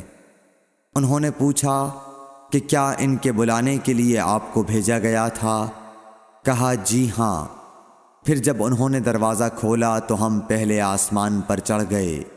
وہاں ہم نے ایک شخص کو بیٹھے ہوئے دیکھا۔ ان کے داہنی طرف کچھ لوگوں کے جھنڈ تھے اور کچھ جھنڈ بائیں طرف تھے۔ جب وہ اپنی داہنی طرف دیکھتے تو مسکراتے اور جب بائیں طرف نظر کرتے تو روتے۔ انہوں نے مجھے دیکھ کر فرمایا، آؤ، اچھے آئے ہو، صالح نبی اور صالح بیٹے۔ میں نے جبرائیل علیہ السلام سے پوچھا، یہ کون ہیں؟ انہوں نے کہا کہ یہ آدم علیہ السلام ہیں، اور ان کے دائیں بائیں جو جھنڈ ہیں یہ ان کے بیٹوں کی روحیں ہیں۔ جو جھنڈ دائیں طرف ہیں وہ جنتی ہیں، اور بائیں طرف کے جھنڈ دوزخی روحیں ہیں۔ اس لیے جب وہ اپنے دائیں طرف دیکھتے ہیں تو خوشی سے مسکراتے ہیں، اور جب بائیں طرف دیکھتے ہیں تو رنج سے روتے ہیں۔ پھر جبرائیل مجھے لے کر دوسرے آسمان تک پہنچے اور اس کے داروغہ سے کہا کہ کھولو۔ اس آسمان کے داروغہ نے بھی پہلے داروغہ کی طرح پوچھا، پھر کھول دیا۔ حضرت انس رضی اللہ تعالی عنہ نے کہا کہ ابو ذر نے ذکر کیا کہ آپ صلی اللہ علیہ وسلم یعنی نبی صلی اللہ علیہ وسلم نے آسمان پر آدم، ادریس، موسیٰ، عیسیٰ اور ابراہیم علیہ السلام کو موجود پایا، اور ابو ذر نے ہر ایک کا ٹھکانہ نہیں بیان کیا، البتہ اتنا بیان کیا کہ حضور صلی اللہ علیہ وسلم نے حضرت آدم کو پہلے آسمان پر پایا اور حضرت ابراہیم کو چھٹے آسمان پر۔ انس نے بیان کیا کہ جب جبرائیل علیہ السلام نبی کریم صلی اللہ علیہ وسلم کے ساتھ ادریس علیہ السلام پر گزرے تو انہوں نے فرمایا کہ آؤ، اچھے آئے ہو، صالح نبی اور صالح بھائی۔ میں نے پوچھا، یہ کون ہیں؟ جواب دیا کہ یہ ادریس علیہ السلام۔ پھر موسیٰ علیہ السلام تک پہنچا۔ انہوں نے فرمایا، آؤ، اچھے آئے ہو، صالح نبی اور صالح بھائی۔ میں نے پوچھا، یہ کون ہیں؟ جبرائیل نے بتایا کہ یہ موسیٰ ہیں۔ پھر میں عیسیٰ علیہ السلام تک پہنچا۔ انہوں نے کہا، آؤ، اچھے آئے ہو، صالح نبی اور صالح بھائی۔ میں نے پوچھا، یہ کون ہیں؟ جبرائیل علیہ السلام نے بتایا کہ یہ عیسیٰ ہیں۔ پھر میں ابراہیم علیہ السلام تک پہنچا۔ انہوں نے فرمایا آؤ، اچھے آئے ہو، صالح نبی اور صالح بیٹے۔ میں نے پوچھا یہ کون ہیں؟ جبرائیل علیہ السلام نے بتایا کہ یہ حضرت ابراہیم علیہ السلام ہیں۔ ابن شہاب نے کہا کہ مجھے ابو بکر بن حزم نے خبر دی کہ عبداللہ بن عباس اور ابو حبا الانصاری رضی اللہ عنہم کہا کرتے تھے کہ نبی کریم صلی اللہ علیہ وسلم نے فرمایا، پھر مجھے جبرائیل لے کر چڑھے۔ اب میں اس بلند مقام تک پہنچ گیا جہاں میں نے قلم کی آواز سنی، جو لکھنے والے فرشتوں کے قلموں کی آواز تھی۔ ابن حزم نے اپنے شیخ سے اور انس بن مالک نے ابو ذر سے نقل کیا کہ نبی کریم صلی اللہ علیہ وسلم نے فرمایا، پس اللہ تعالیٰ نے میری امت پر 50 وقت کی نمازیں فرض کیں۔ میں یہ حکم لے کر واپس لوٹا۔ جب موسیٰ علیہ السلام تک پہنچا تو انہوں نے پوچھا کہ آپ کی امت پر اللہ نے کیا فرض کیا ہے؟ میں نے کہا کہ 50 وقت کی نمازیں فرض کی ہیں۔ انہوں نے فرمایا آپ واپس اپنے رب کی بارگاہ میں جائیے، کیونکہ آپ کی امت اتنی نمازوں کو ادا کرنے کی طاقت نہیں رکھتی ہے۔ میں واپس بارگاہ رب العزت میں گیا تو اللہ نے اس میں سے ایک حصہ کم کر دیا۔ پھر موسیٰ علیہ السلام کے پاس آیا اور کہا کہ ایک حصہ کم کر دیا گیا ہے۔ انہوں نے کہا کہ دوبارہ جائیے، کیونکہ آپ کی امت میں اس کی برداشت کی بھی طاقت نہیں ہے۔ پھر میں بارگاہ رب العزت میں حاضر ہوا، پھر ایک حصہ کم ہوا۔ جب موسیٰ کے پاس پہنچا تو انہوں نے فرمایا کہ اپنے رب کی بارگاہ میں پھر جائیے، کیونکہ آپ کی امت اس کو بھی برداشت نہ کر سکے گی۔ پھر میں بار بار آیا گیا، پس اللہ تعالیٰ نے فرمایا کہ یہ نمازیں عمل میں 5 ہیں اور ثواب میں 50 کے برابر ہیں، میری بات بدلی نہیں جاتی۔ اب میں موسیٰ کے پاس آیا تو انہوں نے پھر کہا کہ اپنے رب کے پاس جاؤ، لیکن میں نے کہا کہ مجھے اپنے رب سے شرم آتی ہے۔ پھر جبرائیل مجھے سدرۃ المنتہا تک لے گئے، جسے کئی طرح کے رنگوں نے ڈھانک رکھا تھا، جن کے متعلق مجھے معلوم نہیں ہوا کہ وہ کیا ہیں۔ اب کے بعد مجھے جنت میں لے جایا گیا۔ میں نے دیکھا کہ اس میں موتیوں کے ہار ہیں اور اس کی مٹی مشک کی ہے۔ صحیح بخاری حدیث نمبر 349۔ حضرت عائشہ صدیقہ رضی اللہ تعالیٰ عنہ نے فرمایا کہ اللہ تعالیٰ نے پہلے نماز میں 2 رکعت فرض کی تھی، سفر میں بھی اور اقامت کی حالت میں بھی۔ پھر سفر کی نماز تو اپنی اصلی حالت پر باقی رکھی گئی اور حالت اقامت کی نمازوں میں زیادتی کر دی گئی۔ صحیح بخاری حدیث نمبر 350۔ ام عطیہ سے روایت ہے، انہوں نے فرمایا کہ ہمیں حکم ہوا کہ ہم عیدین کے دن حائضہ اور پردہ نشین عورتوں کو بھی باہر لے جائیں، تاکہ وہ مسلمانوں کے اجتماع اور ان کی دعاؤں میں شریک ہو سکیں۔ البتہ حائضہ عورتوں کو نماز پڑھنے کی جگہ سے دور رکھیں۔ ایک عورت نے کہا، یا رسول اللہ، ہم میں بعض عورتیں ایسی بھی ہوتی ہیں جن کے پاس پردہ کرنے کے لیے چادر نہیں ہوتی۔ آپ نے فرمایا کہ اس کی ساتھی عورت اپنی چادر کا ایک حصہ اسے اوڑھا دے۔ اور عبداللہ بن رجا نے کہا، ہم سے عمران قطان نے بیان کیا، کہا ہم سے محمد بن سیرین نے، کہا ہم سے ام عطیہ نے، میں نے حضرت صلی اللہ علیہ وسلم سے سنا اور یہی حدیث بیان کی۔ صحیح بخاری حدیث نمبر 351۔ حضرت جابر بن عبداللہ رضی اللہ تعالی عنہ نے تہبند باندھ کر نماز پڑھی، جسے انہوں نے سر تک باندھ رکھا تھا اور آپ کے کپڑے کھونٹی پر لٹکے ہوئے تھے۔ ایک کہنے والے نے کہا کہ آپ ایک تہبند میں نماز پڑھتے ہیں؟ آپ نے جواب دیا کہ میں نے ایسا اس لیے کیا کہ تجھ جیسا کوئی احمق مجھے دیکھے۔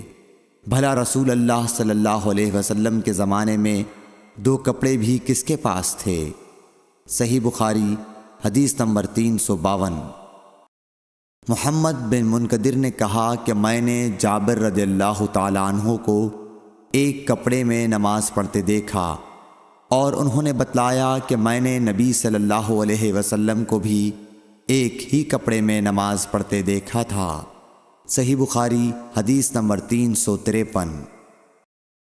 عمر بن ابی سلمہ سے روایت ہے کہ نبی کریم صلی اللہ علیہ وسلم نے ایک کپڑے میں نماز پڑھی، اور آپ نے کپڑے کے دونوں کناروں کو مخالف طرف کے کندھے پر ڈال لیا۔ صحیح بخاری حدیث نمبر 354۔ عمر بن ابی سلمہ سے روایت ہے کہ نبی کریم صلی اللہ علیہ وسلم کو ام سلمہ کے گھر میں ایک کپڑے میں نماز پڑھتے دیکھا۔ کپڑے کے دونوں کناروں کو آپ نے دونوں کندھوں پر ڈال رکھا تھا۔ صحیح بخاری حدیث نمبر 355۔ عمر بن ابی سلمہ نے خبر دی کہ میں نے رسول اللہ صلی اللہ علیہ وسلم کو حضرت ام سلمہ کے گھر میں ایک کپڑے میں نماز پڑھتے ہوئے دیکھا۔ آپ اسے لپیٹے ہوئے تھے اور اس کے دونوں کناروں کو دونوں کندھوں پر ڈالے ہوئے تھے۔ صحیح بخاری حدیث نمبر 356۔ ام ہانی بنت ابی طالب کے غلام ابو مرہ یزید نے بیان کیا کہ انہوں نے ام ہانی بنت ابی طالب سے یہ سنا۔ وہ فرماتی تھیں کہ میں فتح مکہ کے موقع پر نبی کریم صلی اللہ علیہ وسلم کی خدمت میں حاضر ہوئی۔ میں نے دیکھا کہ آپ غسل کر رہے ہیں اور آپ کی صاحبزادی فاطمہ پردہ کیے ہوئے ہیں۔ انہوں نے کہا کہ میں نے حضور صلی اللہ علیہ وسلم کو سلام کیا۔ آپ نے پوچھا کہ کون ہے؟ میں نے بتایا کہ ام ہانی بنت ابی طالب ہوں۔ آپ نے فرمایا اچھی آئی ہو ام ہانی۔ پھر جب آپ نہانے سے فارغ ہو گئے تو اٹھے اور 8 رکعت نماز پڑھی، ایک ہی کپڑے میں لپٹ کر۔ جب آپ نماز پڑھ چکے تو میں نے عرض کی کہ یا رسول اللہ صلی اللہ علیہ وسلم، میرے ماں کے بیٹے حضرت علی بن ابی طالب کا دعویٰ ہے کہ وہ ایک شخص کو ضرور قتل کرے گا، حالانکہ میں نے اسے پناہ دے رکھی ہے۔ یہ میرے خاوند حبیرہ کا فلاں بیٹا ہے۔ رسول کریم صلی اللہ علیہ وسلم نے فرمایا کہ ام ہانی جسے تم نے پناہ دے دی، ہم نے بھی اسے پناہ دے دی۔ ام ہانی نے کہا کہ یہ نماز چاشت تھی۔ صحیح بخاری حدیث نمبر 357۔ سعید بن مسیب سے روایت ہے، وہ حضرت ابو ہریرہ رضی اللہ تعالیٰ عنہ سے کہ ایک پوچھنے والے نے رسول اللہ صلی اللہ علیہ وسلم سے ایک کپڑے میں نماز پڑھنے کے متعلق پوچھا تو آپ صلی اللہ علیہ وسلم نے فرمایا کچھ برا نہیں، بھلا کیا تم سب میں ہر شخص کے پاس 2 کپڑے ہیں؟ صحیح بخاری حدیث نمبر 358۔ حضرت ابو ہریرہ رضی اللہ تعالیٰ عنہ سے روایت ہے کہ رسول اللہ صلی اللہ علیہ وسلم نے فرمایا کہ کسی شخص کو بھی ایک کپڑے میں نماز اس طرح نہ پڑھنی چاہیے کہ اس کے کندھوں پر کچھ نہ ہو۔ صحیح بخاری حدیث نمبر 359۔ حضرت ابو ہریرہ رضی اللہ تعالیٰ عنہ فرماتے تھے، میں اس کی گواہی دیتا ہوں کہ رسول اللہ صلی اللہ علیہ وسلم کو میں نے یہ ارشاد فرماتے سنا تھا کہ جو شخص ایک کپڑے میں نماز پڑھے اسے کپڑے کے دونوں کناروں کو اس کے مخالف سمت کے کندھے پر ڈال لینا چاہیے۔ صحیح بخاری حدیث نمبر 360۔ ہم سے یحییٰ بن صالح نے بیان کیا، کہا ہم سے فلیح بن سلیمان نے، وہ سعید بن حارث سے، کہا ہم نے جابر بن عبداللہ سے ایک کپڑے میں نماز پڑھنے کے بارے میں پوچھا تو آپ نے فرمایا کہ میں نبی کریم صلی اللہ علیہ وسلم کے ساتھ ایک سفر غزوہ بوات میں گیا، ایک رات میں کسی ضرورت کی وجہ سے آپ کے پاس آیا، میں نے دیکھا کہ آپ صلی اللہ علیہ وسلم نماز میں مشغول ہیں۔ اس وقت میرے بدن پر صرف ایک ہی کپڑا تھا، اس لیے میں نے اسے لپیٹ لیا اور آپ کے بازو میں ہو کر میں بھی نماز میں شریک ہو گیا۔ جب آپ نماز سے فارغ ہوئے تو دریافت فرمایا، جابر اس رات کے وقت کیسے آئے؟ میں نے آپ صلی اللہ علیہ وسلم سے اپنی ضرورت کے متعلق کہا۔ جب میں فارغ ہو گیا تو آپ نے پوچھا کہ یہ تم نے کیا لپیٹ رکھا تھا جسے میں نے دیکھا؟ میں نے عرض کی کہ ایک ہی کپڑا تھا، اس طرح نہ لپیٹتا تو کیا کرتا؟ آپ صلی اللہ علیہ وسلم نے فرمایا کہ اگر وہ کشادہ ہو تو اسے اچھی طرح لپیٹ لیا کر، اور اگر تنگ ہو تو اس کو تہبند کے طور پر باندھ لیا کر۔ صحیح بخاری حدیث نمبر 361۔ ابو حازم سلمہ بن دینار نے بیان کیا سہل بن سعد سعدی سے، انہوں نے کہا کہ کئی آدمی نبی کریم صلی اللہ علیہ وسلم کے ساتھ بچوں کی طرح اپنی گردنوں پر ازاریں باندھے ہوئے نماز پڑھتے تھے، اور عورتوں کو آپ کے زمانے میں حکم تھا کہ اپنے سروں کو سجدے سے اس وقت تک نہ اٹھائیں جب تک مرد سیدھے ہو کر بیٹھ نہ جائیں۔ صحیح بخاری حدیث نمبر 362۔ مسروق بن اجدہ نے مغیرہ بن شعبہ سے فرمایا کہ میں نبی کریم صلی اللہ علیہ وسلم کے ساتھ ایک سفر غزوہ تبوک میں تھا۔ آپ نے ایک موقع پر فرمایا، مغیرہ پانی کی چھاگل اٹھا لے۔ میں نے اسے اٹھا لیا، پھر رسول اللہ صلی اللہ علیہ وسلم چلے اور میری نظروں سے چھپ گئے۔ آپ نے قضائے حاجت کی۔ اس وقت آپ شامی جبہ پہنے ہوئے تھے۔ آپ ہاتھ کھولنے کے لیے آستین اوپر چڑھانی چاہتے تھے، لیکن وہ تنگ تھی، اس لیے آستین کے اندر سے ہاتھ باہر نکالا۔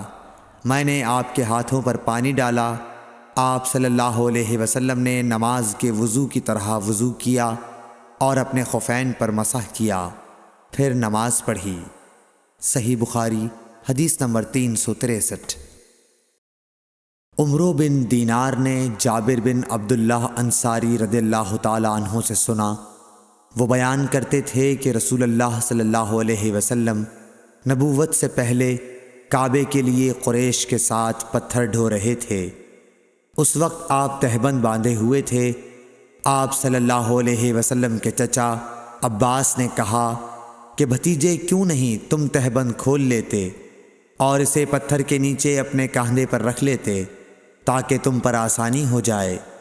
حضرت جابر نے کہا کہ آپ صلی اللہ علیہ وسلم نے تہبند کھول لیا اور کاندھے پر رکھ لیا، اسی وقت غشی کھا کر گر پڑے۔ اس کے بعد آپ صلی اللہ علیہ وسلم کبھی ننگے نہیں دیکھے گئے۔ صحیح بخاری حدیث نمبر 364۔ حضرت ابو ہریرہ رضی اللہ تعالی عنہ نے فرمایا کہ ایک شخص نبی صلی اللہ علیہ وسلم کے سامنے کھڑا ہوا اور اس نے صرف ایک کپڑا پہن کر نماز پڑھنے کے بارے میں سوال کیا۔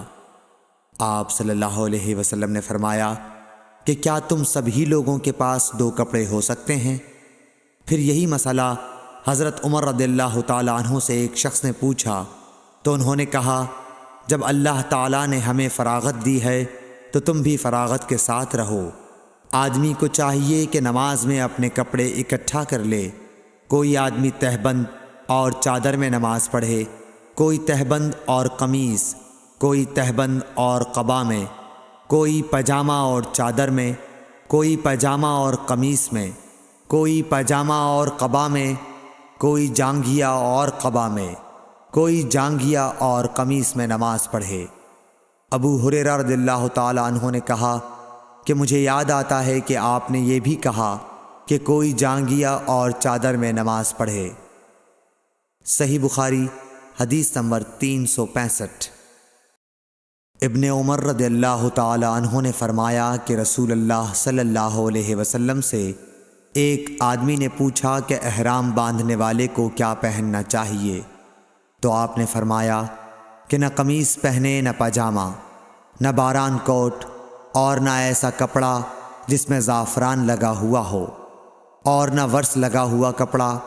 پھر اگر کسی شخص کو جوتیاں نہ ملیں جن میں پاؤں کھلا رہتا ہو، وہ موزے کاٹ کر پہن لے تاکہ وہ ٹخنوں سے نیچے ہو جائیں۔ اور ابن ابی ذئب نے اس حدیث کو نافع سے بھی روایت کیا، انہوں نے ایسا ہی حضرت صلی اللہ علیہ وسلم سے بھی روایت کیا ہے۔ صحیح بخاری حدیث نمبر 366۔ عبید اللہ بن عبداللہ بن عتبہ نے ابو سعید خدری سے روایت کیا ہے کہ نبی کریم صلی اللہ علیہ وسلم نے سما کی طرح کپڑا بدن پر لپیٹ لینے سے منع فرمایا، اور اس سے بھی منع فرمایا کہ آدمی ایک کپڑے پر اجتباء کرے اور اس کی شرمگاہ پر علیحدہ کوئی دوسرا کپڑا نہ ہو۔ صحیح بخاری حدیث نمبر 367۔ اعرج ابو ہریرہ رضی اللہ تعالیٰ عنہ سے نقل کرتے ہیں کہ نبی کریم صلی اللہ علیہ وسلم نے 2 طرح کی بیع و فروخت سے منع فرمایا، ایک تو چھونے کی بیع سے، دوسرے پھینکنے کی بیع سے، اور اشتعمال السما سے جس کا بیان اوپر گزرا، اور ایک کپڑے میں گوٹ مار کر بیٹھنے سے۔ صحیح بخاری حدیث نمبر 368۔ حمید بن عبد الرحمن بن عوف نے خبر دی کہ حضرت ابو ہریرہ رضی اللہ تعالیٰ عنہ نے فرمایا کہ اس حج کے موقع پر مجھے حضرت ابو بکر نے یوم نحر ذی الحج کی 10ویں تاریخ میں اعلان کرنے والوں کے ساتھ بھیجا تاکہ ہم منا میں اس بات کا اعلان کر دیں کہ اس سال کے بعد کوئی مشرک حج نہیں کر سکتا اور کوئی شخص ننگے ہو کر بیت اللہ کا طواف نہیں کر سکتا۔ حمید بن عبد الرحمن نے کہا، اس کے بعد رسول اللہ صلی اللہ علیہ وسلم نے حضرت علی رضی اللہ تعالی عنہ کو حضرت ابو بکر کے پیچھے بھیجا اور انہیں حکم دیا کہ وہ سورہ برت پڑھ کر سنا دیں اور اس کے مضامین کا عام اعلان کر دیں۔ ابو ہریرہ رضی اللہ تعالی عنہ فرماتے ہیں کہ حضرت علی رضی اللہ تعالی عنہ نے ہمارے ساتھ نہر کے دن منا میں 10ویں تاریخ کو یہ سنایا کہ آج کے بعد کوئی مشرک نہ حج کر سکے گا اور نہ بیت اللہ کا طواف کوئی شخص ننگے ہو کر کر سکے گا۔ صحیح بخاری حدیث نمبر 369۔ عبد الرحمن بن ابو الموالی نے محمد بن مقدر سے کہا، میں جابر بن عبداللہ انصاری کی خدمت میں حاضر ہوا۔ وہ ایک کپڑا اپنے بدن پر لپیٹے ہوئے نماز پڑھ رہے تھے، حالانکہ ان کی چادر الگ رکھی ہوئی تھی۔ جب آپ نماز سے فارغ ہوئے تو ہم نے کہا، اے ابو عبداللہ، آپ کی چادر رکھی ہوئی ہے اور آپ اسے اوڑھے بغیر نماز پڑھ رہے ہیں۔ انہوں نے فرمایا، میں نے چاہا کہ تم جیسے جاہل لوگ مجھے اس طرح نماز پڑھتے دیکھ لیں۔ میں نے بھی نبی صلی اللہ علیہ وسلم کو اسی طرح ایک کپڑے میں نماز پڑھتے دیکھا تھا۔ صحیح بخاری حدیث نمبر 370۔ عبد العزیز بن صہیب نے انس بن مالک رضی اللہ تعالی عنہ سے روایت کی کہ نبی کریم صلی اللہ علیہ وسلم غزوہ خیبر میں تشریف لے گئے۔ ہم نے وہاں فجر کی نماز اندھیرے ہی میں پڑھی، پھر نبی صلی اللہ علیہ وسلم سوار ہوئے اور ابو طلحہ بھی سوار ہوئے۔ میں ابو طلحہ کے پیچھے بیٹھا ہوا تھا۔ نبی صلی اللہ علیہ وسلم نے اپنی سواری کا رخ خیبر کی گلیوں کی طرف کر دیا۔ میرا گھٹنا نبی کریم صلی اللہ علیہ وسلم کی ران سے چھو جاتا تھا۔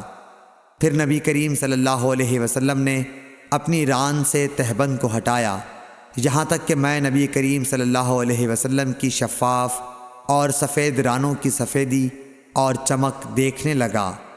جب آپ خیبر کی بستی میں داخل ہوئے تو آپ صلی اللہ علیہ وسلم نے فرمایا کہ اللہ اکبر، اللہ سب سے بڑا ہے، خیبر برباد ہو گیا۔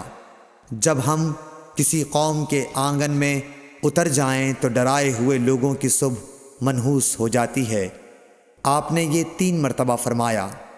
انس رضی اللہ تعالی عنہ نے کہا کہ خیبر کے یہودی لوگ اپنے کاموں کے لیے باہر نکلے ہی تھے کہ وہ چلا اٹھے، محمد صلی اللہ علیہ وسلم آن پہنچے۔ اور عبد العزیز راوی نے کہا کہ بعض حضرت انس رضی اللہ تعالی عنہ سے روایت کرنے والے ہمارے ساتھیوں نے والخمیس کا لفظ بھی نقل کیا ہے، یعنی وہ چلا اٹھے کہ محمد لشکر لے کر پہنچ گئے۔ پس ہم نے خیبر لڑ کر فتح کر لیا اور قیدی جمع کیے گئے۔ پھر وحیہ رضی اللہ تعالی عنہ آئے اور عرض کی کہ یا رسول اللہ صلی اللہ علیہ وسلم، قیدیوں میں سے کوئی باندی مجھے عنایت کیجیے۔ آپ صلی اللہ علیہ وسلم نے فرمایا کہ جاؤ کوئی باندی لے لو۔ انہوں نے صفیہ بنت حی کو لے لیا۔ پھر ایک شخص نبی کریم صلی اللہ علیہ وسلم کی خدمت میں حاضر ہوا اور عرض کی کہ یا رسول اللہ، صفیہ جو قریظہ اور نزیر کے سردار کی بیٹی ہیں، انہیں آپ نے ضحیہ کو دے دیا، وہ تو صرف آپ ہی کے لیے مناسب تھیں۔ اس پر آپ نے فرمایا کہ وحیہ کو صفیہ کے ساتھ بلاؤ۔ وہ لائے گئے۔ جب نبی کریم صلی اللہ علیہ وسلم نے انہیں دیکھا تو فرمایا کہ قیدیوں میں سے کوئی اور باندی لے لو۔ راوی نے کہا کہ پھر نبی کریم صلی اللہ علیہ وسلم نے صفیہ کو آزاد کر دیا اور انہیں اپنے نکاح میں لے لیا۔ ثابت بنانی نے حضرت انس رضی اللہ تعالی عنہ سے پوچھا کہ ابو حمزہ، ان کا مہر حضور صلی اللہ علیہ وسلم نے کیا رکھا تھا؟ حضرت انس رضی اللہ عنہ نے فرمایا کہ خود انہی کی آزادی ان کا مہر تھا اور اسی پر آپ نے نکاح کیا۔ پھر راستے ہی میں ام سلیم رضی اللہ عنہ حضرت انس رضی اللہ عنہ کی والدہ نے انہیں دلہن بنایا اور نبی کریم صلی اللہ علیہ وسلم کے پاس رات کے وقت بھیجا۔ اب نبی کریم صلی اللہ علیہ وسلم دلہا تھے، اس لیے آپ نے فرمایا کہ جس کے پاس بھی کچھ کھانے کی چیز ہو تو یہاں لائے۔ آپ نے ایک چمڑے کا دسترخوان بچھایا، بعض صحابہ کھجور لائے، بعض گھی۔ عبدالعزیز نے کہا کہ میرا خیال ہے حضرت انس رضی اللہ عنہ نے ستو کا بھی ذکر کیا، پھر لوگوں نے ان کا حلوہ بنا لیا۔ یہ رسول اللہ صلی اللہ علیہ وسلم کا ولیمہ تھا۔ صحیح بخاری حدیث نمبر 371۔ عروہ بن زبیر نے خبر دی کہ حضرت عائشہ رضی اللہ عنہا نے فرمایا کہ نبی صلی اللہ علیہ وسلم فجر کی نماز پڑھتے اور آپ صلی اللہ علیہ وسلم کے ساتھ نماز میں کئی مسلمان عورتیں اپنی چادریں اوڑھے ہوئے شریک نماز ہوتیں، پھر اپنے گھروں کو واپس چلی جاتی تھیں۔ اس وقت انہیں کوئی پہچان نہیں سکتا تھا۔ صحیح بخاری حدیث نمبر 372۔ ابن شہاب نے بیان کیا کہ انہوں نے عروہ سے ام المومنین حضرت عائشہ رضی اللہ تعالی عنہا سے کہ نبی صلی اللہ علیہ وسلم نے ایک چادر میں نماز پڑھی جس میں نقش و نگار تھے۔ آپ صلی اللہ علیہ وسلم نے انہیں ایک مرتبہ دیکھا، پھر جب نماز سے فارغ ہوئے تو فرمایا کہ میری یہ چادر ابو جہم عامر بن حذیفہ کے پاس لے جاؤ اور ان کی انجانیاں والی چادر لے آؤ، کیونکہ اس چادر نے ابھی نماز سے مجھ کو غافل کر دیا۔ اور ہشام بن عروہ نے اپنے والد سے روایت کی، انہوں نے عائشہ رضی اللہ عنہا سے کہ نبی صلی اللہ علیہ وسلم نے فرمایا کہ میں نماز میں اس کے نقش و نگار دیکھ رہا تھا، پس میں ڈرا کہ کہیں یہ مجھے غافل نہ کر دے۔ صحیح بخاری حدیث نمبر 373۔ عبدالعزیز بن صہیب نے انس رضی اللہ عنہ سے نقل کیا کہ حضرت عائشہ رضی اللہ عنہا کے پاس ایک رنگین باریک پردہ تھا جسے انہوں نے اپنے گھر کے ایک طرف پردے کے لیے لٹکا دیا تھا۔ آپ صلی اللہ علیہ وسلم نے فرمایا کہ میرے سامنے سے اپنا یہ پردہ ہٹا دو، کیونکہ اس پر نقش شدہ تصاویر برابر میری نماز میں خلل انداز ہوتی رہی ہیں۔ صحیح بخاری حدیث نمبر 374۔ عقبہ بن عامر نے کہا کہ نبی کریم صلی اللہ علیہ وسلم کو ایک ریشم کی قبا تحفے میں دی گئی، اسے آپ نے پہنا اور نماز پڑھی، لیکن آپ جب نماز سے فارغ ہوئے تو بڑی تیزی کے ساتھ اسے اتار دیا، گویا آپ اسے پہن کر ناگواری محسوس کر رہے تھے۔ پھر آپ نے فرمایا یہ پرہیزگاروں کے لائق نہیں ہے۔ صحیح بخاری حدیث نمبر 375۔ ابو جحیفہ وہب بن عبداللہ سے روایت ہے کہ میں نے رسول اللہ صلی اللہ علیہ وسلم کو ایک سرخ چمڑے کے خیمے میں دیکھا، اور میں نے یہ بھی دیکھا کہ بلال رضی اللہ تعالی عنہ حضور صلی اللہ علیہ وسلم کو وضو کرا رہے ہیں، اور ہر شخص آپ کے وضو کا پانی حاصل کرنے کے لیے ایک دوسرے سے آگے بڑھنے کی کوشش کر رہا ہے۔ اگر کسی کو تھوڑا سا بھی پانی مل جاتا تو وہ اسے اپنے اوپر مل لیتا، اور اگر کوئی پانی نہ پا سکتا تو اپنے ساتھی کے ہاتھ کی تری ہی حاصل کرنے کی کوشش کرتا۔ پھر میں نے بلال رضی اللہ تعالی عنہ کو دیکھا کہ انہوں نے اپنی ایک برچھی اٹھائی جس کے نیچے لوہے کا پھل لگا ہوا تھا اور اسے انہوں نے گاڑ دیا۔ نبی کریم صلی اللہ علیہ وسلم ڈیرے میں سے ایک سرخ پوشاک پہنے ہوئے تہبند اٹھائے ہوئے باہر تشریف لائے اور برچھی کی طرف منہ کر کے لوگوں کو 2 رکعت نماز پڑھائی۔ میں نے دیکھا کہ آدمی اور جانور برچھی کے پرے سے گزر رہے تھے۔ صحیح بخاری حدیث نمبر 376۔ لوگوں نے سہل بن سعد سعدی سے پوچھا کہ منبر نبوی کس چیز کا تھا؟ آپ نے فرمایا کہ اب دنیا اسلام میں اس کے متعلق مجھ سے زیادہ جاننے والا کوئی باقی نہیں رہا۔ منبر غابہ کے چھاؤ سے بنا تھا، فلاں عورت کے غلام فلاں نے اسے رسول اللہ صلی اللہ علیہ وسلم کے لیے بنایا تھا۔ جب وہ تیار کر کے مسجد میں رکھا گیا تو رسول اللہ صلی اللہ علیہ وسلم اس پر کھڑے ہوئے اور آپ نے قبلے کی طرف اپنا منہ کیا اور تکبیر کہی اور لوگ آپ کے پیچھے کھڑے ہو گئے۔ پھر آپ نے قرآن مجید کی آیتیں پڑھیں اور رکوع کیا۔ آپ کے پیچھے تمام لوگ بھی رکوع میں چلے گئے۔ پھر آپ نے اپنا سر اٹھایا، پھر اسی حالت میں آپ الٹے پاؤں پیچھے ہٹے، پھر زمین پر سجدہ کیا، پھر منبر پر دوبارہ تشریف لائے اور قرأت کی، پھر رکوع کیا، پھر رکوع سے سر اٹھایا اور قبلے ہی کی طرف رخ کیے ہوئے پیچھے لوٹے اور زمین پر سجدہ کیا۔ یہ ہے منبر کا قصہ۔ امام ابو عبداللہ بخاری نے کہا کہ علی بن عبداللہ مدینی نے کہا کہ مجھ سے امام احمد بن حنبل نے اس حدیث کو پوچھا۔ علی نے کہا کہ میرا مقصد یہ ہے کہ نبی کریم صلی اللہ علیہ وسلم نماز میں لوگوں سے اونچے مقام پر کھڑے ہوئے تھے، اس لیے اس میں کوئی حرج نہ ہونا چاہیے کہ امام مقتدیوں سے اونچی جگہ پر کھڑا ہو۔ علی بن مدینی کہتے ہیں کہ میں نے امام احمد بن حنبل سے کہا کہ سفیان بن عینیہ سے یہ حدیث اکثر پوچھی جاتی تھی، آپ نے بھی یہ حدیث ان سے سنی ہے؟ تو انہوں نے جواب دیا کہ نہیں۔ صحیح بخاری حدیث نمبر 377۔ حمید طویل نے خبر دی انس بن مالک سے کہ نبی کریم صلی اللہ علیہ وسلم 5 ہجری میں اپنے گھوڑے سے گر گئے تھے، جس سے آپ کی پنڈلی یا کندھا زخمی ہو گئے، اور آپ نے 1 مہینے تک اپنی بیویوں کے پاس نہ جانے کی قسم کھائی۔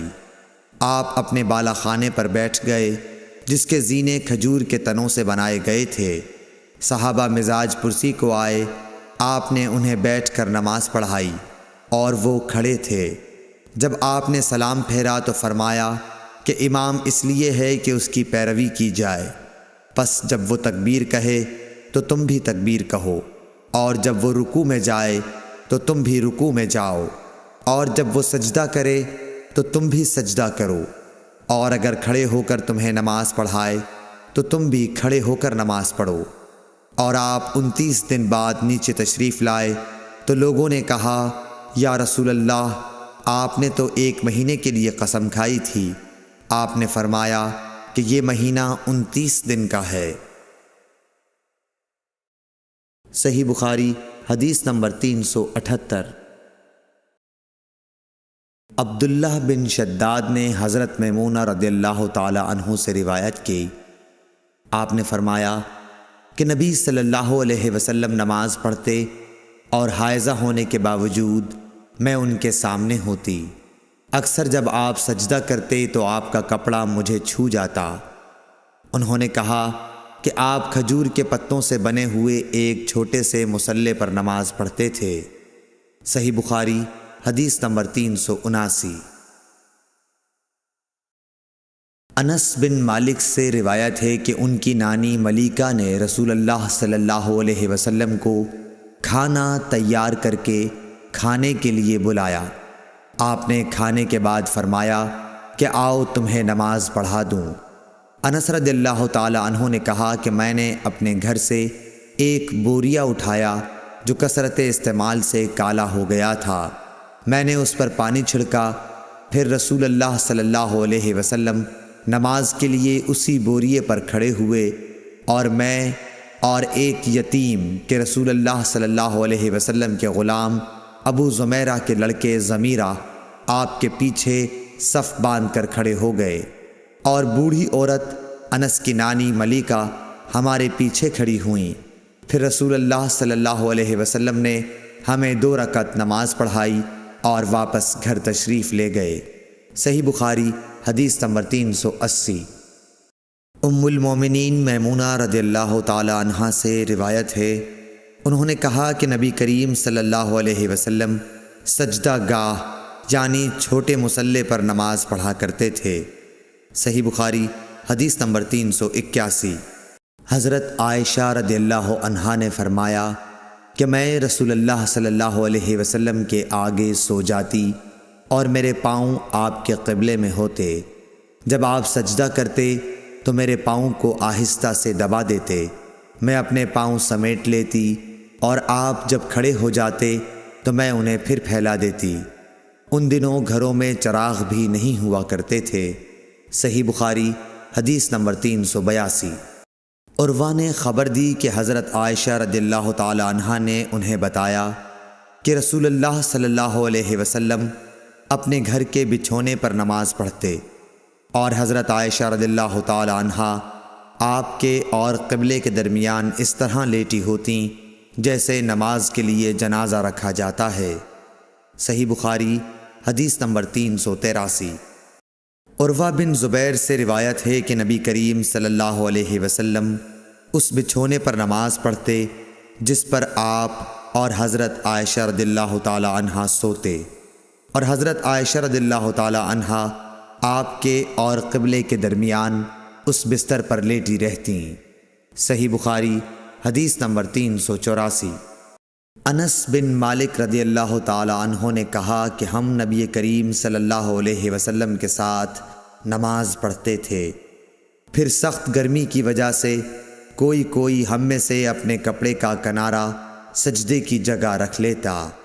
صحیح بخاری حدیث نمبر 385۔ ابو مسلمہ سعید بن یزید ازدی نے انس بن مالک رضی اللہ تعالی عنہ سے پوچھا کہ کیا نبی کریم صلی اللہ علیہ وسلم اپنی جوتیاں پہن کر نماز پڑھتے تھے؟ تو انہوں نے فرمایا کہ ہاں۔ صحیح بخاری حدیث نمبر 386۔ ابراہیم نخعی حمام بن حارث سے روایت کرتے تھے، انہوں نے کہا کہ میں نے جریر بن عبداللہ کو دیکھا، انہوں نے پیشاب کیا، پھر وضو کیا اور اپنے موزوں پر مسح کیا، پھر کھڑے ہوئے اور موزوں سمیت نماز پڑھی۔ آپ سے جب اس کے متعلق پوچھا گیا تو فرمایا کہ میں نے نبی کریم صلی اللہ علیہ وسلم کو ایسا ہی کرتے دیکھا ہے۔ ابراہیم نخعی نے کہا کہ یہ حدیث لوگوں کی نظر میں بہت پسندیدہ تھی، کیونکہ جریر رضی اللہ تعالی عنہ آخر میں اسلام لائے تھے۔ صحیح بخاری حدیث نمبر 387۔ مغیرہ بن شعبہ نے کہا کہ میں نے نبی کریم صلی اللہ علیہ وسلم کو وضو کرایا، آپ نے اپنے موزوں پر مسح کیا اور نماز پڑھی۔ صحیح بخاری حدیث نمبر 388۔ حذیفہ رضی اللہ تعالی عنہ نے ایک شخص کو دیکھا جو رکوع اور سجدہ پوری طرح نہیں کرتا تھا۔ جب اس نے اپنی نماز پوری کر لی تو حذیفہ رضی اللہ تعالی عنہ نے فرمایا کہ تم نے نماز ہی نہیں پڑھی۔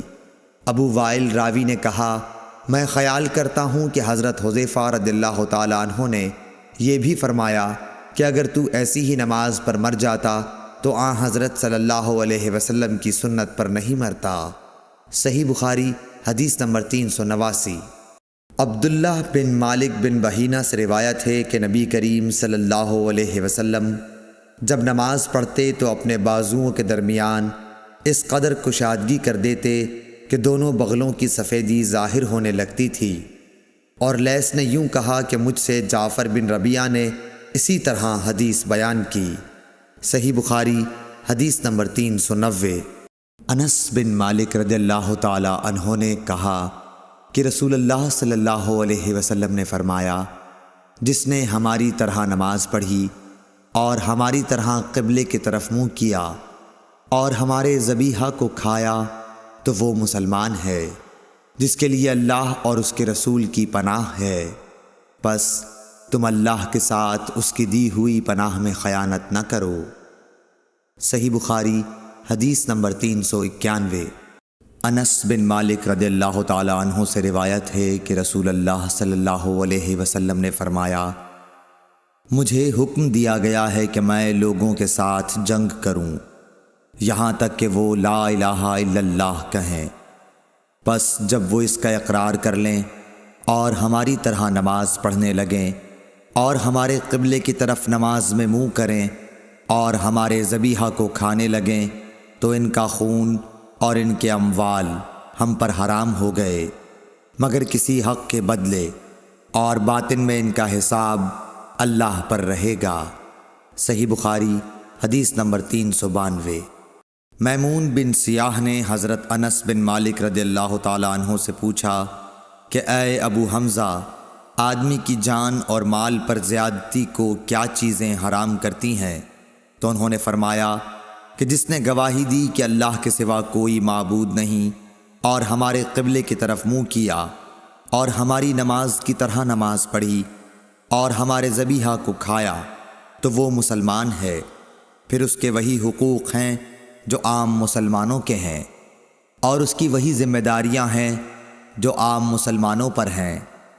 اور ابن ابی مریم نے کہا، ہمیں یحییٰ بن ایوب نے خبر دی، انہوں نے کہا ہم سے حمید نے حدیث بیان کی، انہوں نے کہا ہم سے انس بن مالک رضی اللہ عنہ نے نبی کریم صلی اللہ علیہ وسلم سے نقل کر کے حدیث بیان کی۔ صحیح بخاری حدیث نمبر 393۔ ابو ایوب انصاری رضی اللہ تعالی عنہ سے روایت ہے کہ رسول اللہ صلی اللہ علیہ وسلم نے فرمایا، جب تم قضائے حاجت کے لیے جاؤ تو اس وقت نہ قبلے کی طرف منہ کرو اور نہ پیٹھ کرو، بلکہ مشرق یا مغرب کی طرف اس وقت اپنا منہ کر لیا کرو۔ ابو ایوب نے فرمایا کہ ہم جب شام میں آئے تو یہاں کے بیت الخلا قبلہ رخ بنے ہوئے تھے، جب ہم قضائے حاجت کے لیے جاتے تو ہم مڑ جاتے اور اللہ عز و جل سے استغفار کرتے تھے۔ اور ظاہری نے عطا سے اس حدیث کو اسی طرح روایت کیا۔ اس میں یوں ہے کہ عطا نے کہا، میں نے ابو ایوب سے سنا، انہوں نے اسی طرح حضرت صلی اللہ علیہ وسلم سے سنا۔ صحیح بخاری حدیث نمبر 394۔ عمر بن دینار نے کہا، ہم نے عبداللہ بن عمر رضی اللہ تعالیٰ عنہ سے ایک ایسے شخص کے بارے میں پوچھا جس نے بیت اللہ کا طواف عمرے کے لیے کیا لیکن صفا اور مروہ کی سعی نہیں کی، کیا ایسا شخص بیت اللہ کے طواف کے بعد اپنی بیوی سے صحبت کر سکتا ہے؟ آپ نے جواب دیا کہ نبی کریم صلی اللہ علیہ وسلم تشریف لائے، آپ نے 7 مرتبہ بیت اللہ کا طواف کیا اور مقام ابراہیم کے پاس 2 رکعت نماز پڑھی، پھر صفا اور مروہ کی سعی کی، اور تمہارے لیے نبی کریم صلی اللہ علیہ وسلم کی زندگی بہترین نمونہ ہے۔ صحیح بخاری حدیث نمبر 395۔ عمر بن دینار نے کہا، ہم نے جابر بن عبداللہ سے بھی یہ مسئلہ پوچھا تو آپ نے بھی یہی فرمایا کہ وہ بیوی کے قریب بھی اس وقت تک نہ جائے جب تک صفا اور مروہ کی سعی نہ کر لے۔ صحیح بخاری حدیث نمبر 396۔ سیف بن ابی سلیمان نے کہا کہ میں نے مجاہد سے سنا، انہوں نے کہا کہ ابن عمر کی خدمت میں ایک آدمی آیا اور کہنے لگا، اے لو، یہ رسول اللہ صلی اللہ علیہ وسلم آن پہنچے اور آپ کعبے کے اندر داخل ہو گئے۔ ابن عمر نے کہا کہ میں جب آیا تو نبی کریم صلی اللہ علیہ وسلم کعبے سے نکل چکے تھے، میں نے دیکھا کہ بلال دونوں دروازوں کے سامنے کھڑے ہیں۔ میں نے بلال سے پوچھا کہ کیا نبی کریم صلی اللہ علیہ وسلم نے کعبے کے اندر نماز پڑھی ہے؟ انہوں نے کہا کہ ہاں، 2 رکعت ان 2 ستونوں کے درمیان پڑھی تھی جو کعبے میں داخل ہوتے وقت بائیں طرف واقع ہیں۔ پھر جب باہر تشریف لائے تو کعبے کے سامنے 2 رکعت نماز ادا فرمائی۔ صحیح بخاری حدیث نمبر 397۔ عطا بن ابی رباح نے کہا کہ میں نے ابن عباس رضی اللہ تعالی عنہ سے سنا کہ جب نبی کریم صلی اللہ علیہ وسلم کعبے کے اندر تشریف لے گئے تو اس کے چاروں کونوں میں آپ نے دعا کی اور نماز پڑھی۔ پھر جب باہر تشریف لائے تو 2 رکعت نماز کعبے کے سامنے پڑھی اور فرمایا کہ یہی قبلہ ہے۔ صحیح بخاری حدیث نمبر 398۔ حضرت برا بن عازب رضی اللہ تعالیٰ عنہ سے روایت ہے کہ نبی کریم صلی اللہ علیہ وسلم نے 16 یا 17 ماہ تک بیت المقدس کی طرف منہ کر کے نمازیں پڑھیں، اور رسول اللہ صلی اللہ علیہ وسلم دل سے چاہتے تھے کہ کعبے کی طرف منہ کر کے نماز پڑھیں۔ آخر اللہ تعالیٰ نے یہ آیت نازل فرمائی، ہم آپ کا آسمان کی طرف بار بار چہرہ اٹھانا دیکھتے ہیں۔ پھر آپ نے کعبے کی طرف منہ کر لیا، اور احمقوں نے جو یہودی تھے کہنا شروع کیا کہ انہیں اگلے قبلے سے کس چیز نے پھیر دیا۔ آپ فرما دیجئے کہ اللہ ہی کی ملکیت ہے مشرق اور مغرب، اللہ جس کو چاہتا ہے سیدھے راستے کی ہدایت کر دیتا ہے۔ جب قبلہ بدلا تو ایک شخص نے نبی کریم صلی اللہ علیہ وسلم کے ساتھ نماز پڑھی، پھر نماز کے بعد وہ چلا اور انصار کی ایک جماعت پر اس کا گزر ہوا جو عصر کی نماز بیت المقدس کی طرف منہ کر کے پڑھ رہے تھے۔ اس شخص نے کہا کہ میں گواہی دیتا ہوں کہ میں نے نبی کریم صلی اللہ علیہ وسلم کے ساتھ وہ نماز پڑھی ہے جس میں آپ نے موجودہ قبلہ کعبے کی طرف منہ کر کے نماز پڑھی ہے۔ پھر وہ جماعت نماز کی حالت میں ہی مڑ گئی اور کعبے کی طرف منہ کر لیا۔ صحیح بخاری حدیث نمبر 399۔ جابر بن عبداللہ نے فرمایا کہ نبی کریم صلی اللہ علیہ وسلم اپنی سواری پر خواہ اس کا رخ کسی طرف ہو نفل نماز پڑھتے تھے، لیکن جب فرض نماز پڑھنا چاہتے تو سواری سے اتر جاتے اور قبلے کی طرف منہ کر کے نماز پڑھتے۔ صحیح بخاری حدیث نمبر 400۔